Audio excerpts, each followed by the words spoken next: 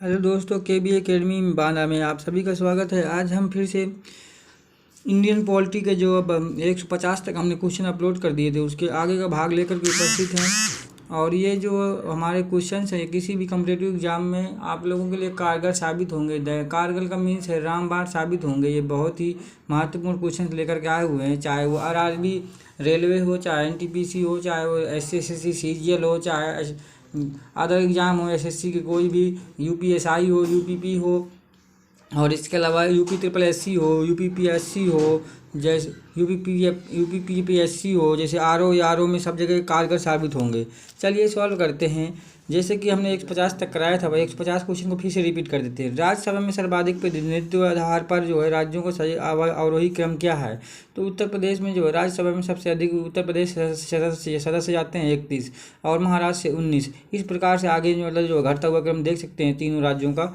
और इसके बाद तमिलनाडु का नंबर आता है। और यहीं पे बात करें, राज्यसभा के सदस्यों का न्यूनतम आयु कितनी होती है? 30 वर्ष होती है। राज्यसभा के सदस्यों का कार्यकाल कितने वर्ष का होता है? 6 वर्षों का होता है।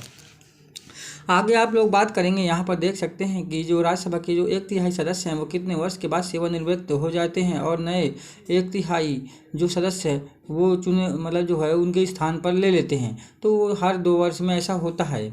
क्या राष्ट्रपति लोकसभा की भांति जो है राज्यसभा को भंग कर सकता है? जी नहीं कर सकता है।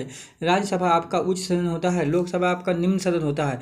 निम्न सदन को जो है यानी लोकसभा को राष्ट्रपति भंग कर सकता है, लेकिन राज्यसभा को भंग नहीं किया जा सकता है।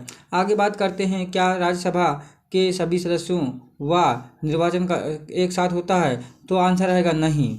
आगे बात करते हैं, महाराष्ट्र के राज्यसभा के लिए कितने सदस्य निर्वाचित होते हैं? तो महाराष्ट्र से जो है 19, और यूपी से 31, सबसे ज़्यादा यूपी से ही होते हैं। वहीं पे बात करेंगे जो लोकसभा की जो सीटें हैं यूपी में, तो 80 सीटें हैं। वो भी जो है लोकसभा के लिए जो सीटें हैं, 80 सांसद चुने जाते हैं, वो भी सब इंडिया में सबसे ज़्यादा उत्तर प्रदेश से ही हैं। इसलिए राजनीति के मामले में उत्तर प्रदेश महत्वपूर्ण हो जाता है। चलिए, आप हमारे चैनल को सब्सक्राइब कर लें और बेल आइकन का बटन प्रेस कर लें और लाइक कर लें, और अधिक से अधिक हमारे वीडियो को दोस्तों में शेयर करें। चलिए आगे बात करते हैं। राष्ट्रपति पद के निर्वाचन हेतु कौन सी पद्धति अपनाई जाती है? तो इसके लिए समानुपातिक प्रतिनिधित्व एवं एकल संक्रमणीय मत पद्धति अपनाई जाती है। राष्ट्रपति पद के लिए नया चुनाव पद रिक्त होने के कितने समय के बाद अंदर करवाना आवश्यक होता है? 6 माह के अंदर। आगे क्वेश्चन है यहाँ पर कि जो है भारत के का राष्ट्रपति निर्वाचित होने के लिए निम्नलिखित में से कौन सी बात है अयोग्यता मानी गई है? तो कोई लाभ का पद ग्रहण किए हुए हो, मतलब ये गलत है।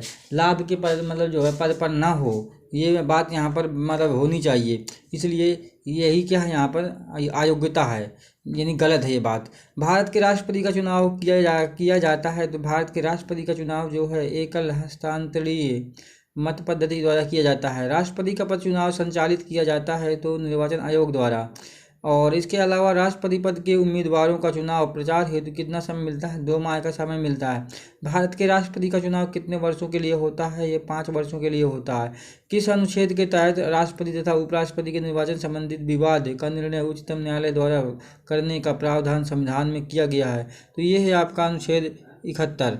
आगे बात करेंगे यहीं पर जो है कि वर्तमान में जो है भारत की जो है निर्वाचित राष्ट्रपति हैं वो कौन हैं? तो वर्तमान में जो भारत के राष्ट्रपति हैं वो महिला राष्ट्रपति हैं, जो कि द्रौपदी मुर्मू जी हैं।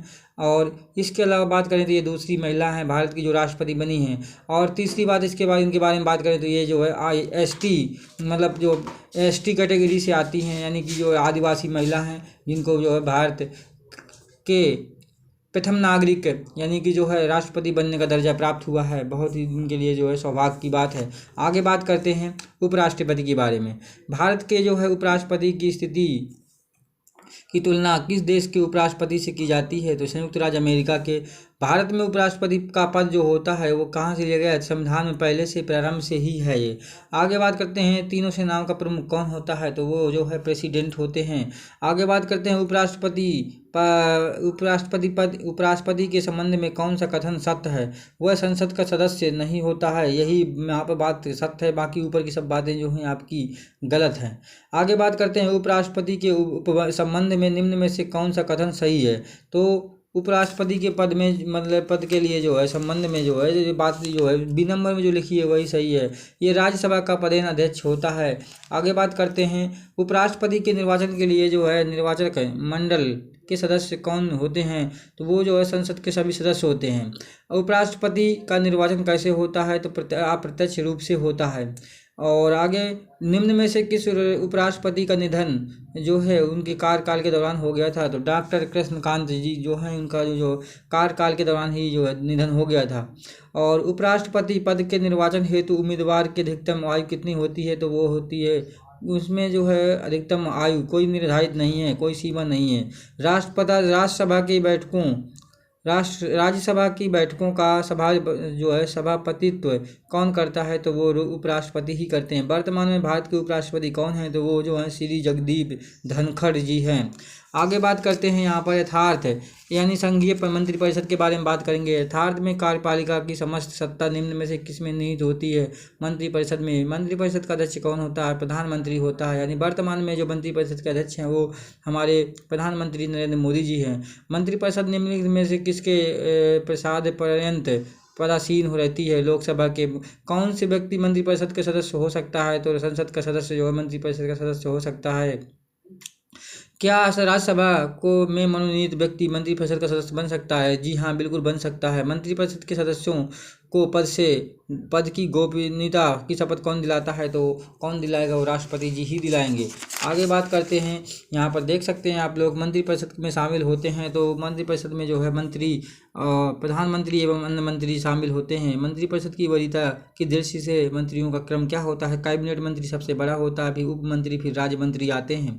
भारतीय संविधान के निम्नलिखित प्रावधानों में से कौन सा प्रावधान मंत्रिपरिषद की नियुक्ति तथा पदच्युति को निवेदित करता है, तो ये अनुच्छेद 75 है जो आपका। भारतीय संविधान के अनुच्छेद 74 और 75 किन विषयों के में विचार करते हैं, तो मंत्रिपरिषद के बारे में विचार करते हैं। मंत्रिपरिषद व्यक्तिगत रूप से उत्तरदायी होता है, तो राष्ट्रपति के प्रति उत्तरदायी होता है। आगे का प्रश्न 188 नंबर है, संघीय मंत्रिपरिषद के मंत्री उत्तरदायी होते हैं, तो वो केवल लोकसभा के प्रति जो है उत्तरदायी होते हैं, रिस्पॉन्सिबल होते हैं। अब प्रधानमंत्री जी के बारे में बात करेंगे। यहाँ प्रधानमंत्री के पद के बारे में, तो भारत के प्रधानमंत्री का पद जो है संविधान द्वारा गठित है। और प्रधानमंत्री की नियुक्ति कौन करता है, राष्ट्रपति करते हैं। भारत में एक व्यक्ति एक से अधिक बार कितनी बार प्रधानमंत्री नियुक्त हो सकता है, कोई इसकी सीमा नहीं है, कितनी बार भी हो सकता है। आगे बात करते हैं समानता। प्रधानमंत्री लोकसभा किसी के बहुमत दल का नेता होता है, जैसे कि इस समय वर्तमान में जो है बीजेपी के बहुमत दल से जो नेता हैं हमारे श्री मोदी जी, वो इसमें वर्तमान में प्रधानमंत्री हैं। और प्रधानमंत्री को उसके पद की गोपनीयता की शपथ कौन दिलाता है, तो राष्ट्रपति दिलाते हैं। यहीं पे आगे बात करेंगे जो भारत के शक्तियों का प्रमुख उभरता केंद्र है, तो ये जो है प्रधानमंत्री है। और निम्न में से कौन सा लोकसभा का नेतृत्व करता है, तो प्रधानमंत्री करते हैं। संघीय मंत्रिपरिषद का अध्यक्ष कौन होता है, तो प्रधानमंत्री होता है। और योजना आयोग का अध्यक्ष कौन होता है, जबकि योजना आयोग का नाम बदलकर अब नीति आयोग कर दिया गया है, तो वो जो है प्रधानमंत्री ही होते हैं। संघीय मंत्रिपरिषद की बैठकों का सभापतित्व कौन करता है, तो प्रधानमंत्री जी करते हैं। आमतौर पर जो है भारत के जो है प्रधानमंत्री होते हैं, लोकसभा के सदस्य होते हैं। और अगला लास्ट क्वेश्चन है हमारा आज का, प्रथम गैर कांग्रेसी नेता कौन थे, तो मोरारजी देसाई थे। और आज हम केवल 50 तक को, चाहे 150 से 200 तक ही कराएंगे। इसके अलावा अगली वीडियो में अगले क्वेश्चन कल लेकर के उपस्थित होंगे। इसी के साथ जय हिंद, जय भारत। और आप लोग से आप विनती है, रिक्वेस्ट है कि आप लोग हमारे चैनल को सब्सक्राइब करें और लाइक करें और बेल आइकन का बटन दबा लें। और हमारे वीडियो को अधिक से अधिक किसी भाई बहनों में, मित्रों में, दोस्तों में शेयर करें, ताकि हो सकता है हमारे चैनल के जो ये वीडियो दे रहे हैं हम लोग शॉर्ट में, जो आप ऑब्जेक्टिव टाइप ये किसी भाई बहन के लिए बहुत ही हेल्पफुल साबित हो जाए किसी एग्ज़ाम में। इसलिए आप सभी से रिक्वेस्ट है कि हमारे वीडियो को अधिक से अधिक शेयर करें और हमारे चैनल को सब्सक्राइब करें, जिससे कि हमें भी थोड़ा सा मोटिवेशन मिल सके आपके एक सब्सक्राइब करने से, एक बटन दबाने से आपके। जय हिंद, जय भारत।